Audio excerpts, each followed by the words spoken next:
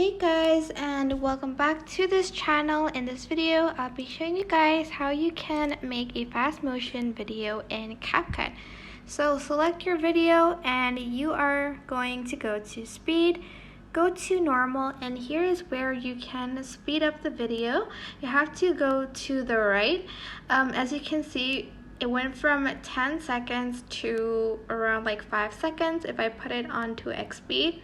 If I put it on 5x speed, it's going to turn to 2 seconds, and then this one's really quick.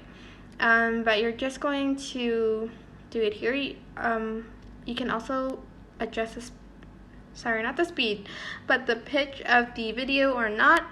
Once you're done, you're just going to press the check mark button. And that is basically it. I hope this tutorial was helpful for you guys. Don't forget to like, comment, share, and also subscribe to this channel if you haven't done that. If you have any questions, just leave it in the comment section down below and I will try my best to answer them all. Thank you so much for watching. Bye!